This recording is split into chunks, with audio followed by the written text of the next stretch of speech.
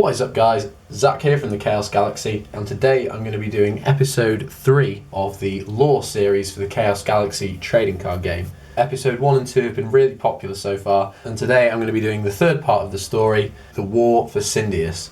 Now, the name of this title alone has a big hint towards some of my ideas for set 3. I'll be doing a lot more stuff for set 3 over the coming weeks because I'm really cracking on with it at the moment. But I've just got some of the cards that play a big part in this part of the story here. If you haven't seen parts 1 and 2, I definitely recommend you check them out, or this video won't really make that much sense to you. Also, if you want to get your hands on some packs of Chaos Galaxy cards and get a hold of some of the cards that you'll see in this story, there'll be a link to the online store in the description below. But without further ado, enjoy the Chaos Galaxy lore part 3. Okay, so I'm just going to do a quick recap of the first 2 chapters before I get into chapter 3. So the story begins with 6 planets being created by strange crystals in the galaxy. And then Omnius, who is a separate planet who's more like a living being with one of the crystals in his heart, he creates life in the galaxy by making humongous ancient rockman on the planet Barrow. But Omnius kills himself in the process of doing this, and pieces of his shattered crystal core are scattered all over the galaxy, which then give birth to life on all 6 planets, beginning the evolution of the Chaos Galaxy. And now welcome to chapter 3 of the Chaos Galaxy lore, the War for Sindius.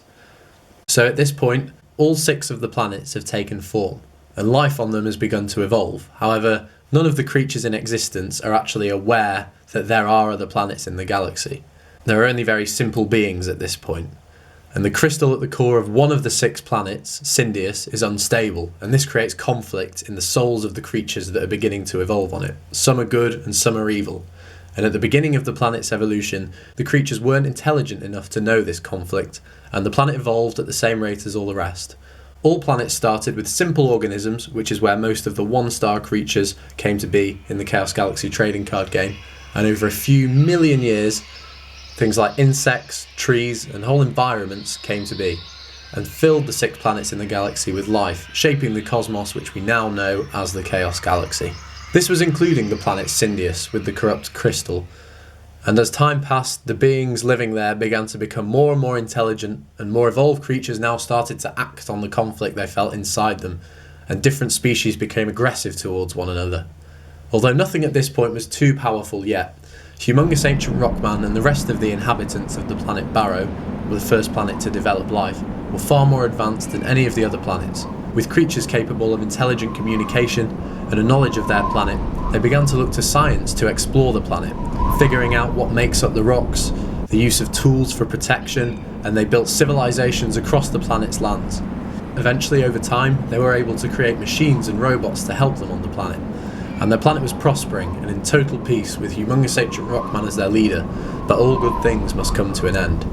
As time passed, the creatures on the planet Barrow began to question what was beyond their own planet, and they wanted to look for intelligent life beyond their desert home, and as their thirst for knowledge grew, they began to look to the stars and see what was out there.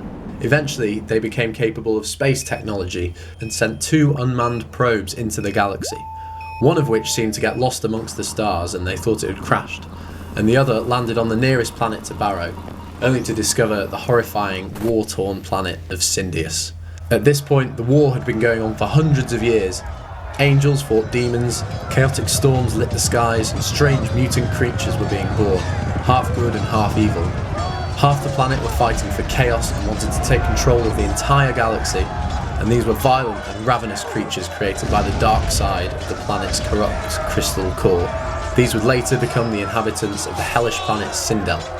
The other half of the planet were fighting in the name of peace. They thought their planet was plentiful enough, and the galaxy should be at peace with one another and live in harmony, and they were fighting to protect their planet and the rest of the galaxy. But the war waged on for hundreds and hundreds of years with no sign of an end. When the creatures from the planet Barrow found their unmanned spacecraft has arrived, they caught word of the events unfolding on the planet Sindius, and they knew they had to act. As Barrow was the closest planet to Sindius, if the evil beings won the war on Sindius, they would look to invade Barrow straight away. So the scientists and engineers of the planet looked at finding a way to end the war once and for all. They looked to develop technology to protect their own planet from the imminent invasion, and a protective force field was placed around the whole of Barrow. Humongous ancient rockman, however, the leader of the Barrish creatures, wanted to help the planet and the rest of the galaxy from Sindius' evil creatures, so the creatures of Barrow began to come up with a new plan. As the war waged on and the Barish scientists were figuring out a way for peace, a small transmission signal was sent through to the planet Barrow. They wondered if it was a threat from Sindel, but the transmission was coded in Barish writing and Barish languages. And if you remember the two probes that were sent out from the planet Barrow at the start of this chapter, one of which found the planet Sindius and the other which was lost in space, after years, the second probe had been found. A small signal was received from the spacecraft. The transmission signal was sent from a large, icy wasteland of a planet in the furthest reaches of the galaxy.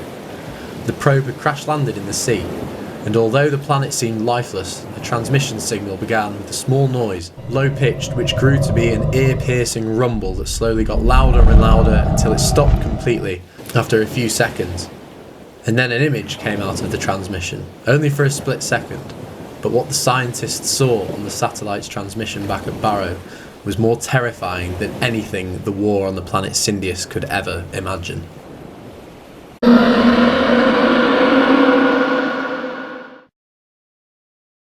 Okay, so thanks for watching part 3.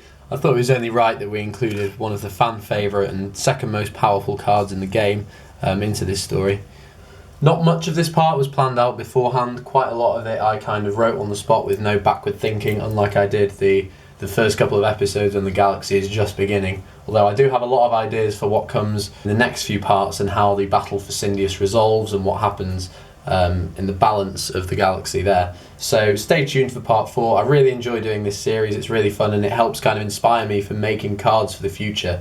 For example, the Space Probe cards. I hadn't decided what that card was until I wrote the script and then thought, oh yeah, I'll make a card that's a little space probe that has some kind of ability and part in the story. So it really helps me with actually making the game in the first place by writing these stories, so definitely going to be more of them. But mainly at the moment I'm going to be focusing on getting set 3 ready and showing you some of the cards for that. The planet profiles should start in the next few weeks, so that's going to be really exciting. So stay tuned for that. Apart from that, not got much to say, but please like, comment, subscribe, follow me on Instagram at ChaosGalaxyTCG. Please support the channel by getting your hands on some cards. I don't want to use Patreon or anything like that, so if you want to support the channel, get your hands on some Chaos Galaxy TCG cards in the link in the description below. I'll see you guys next time. Bye.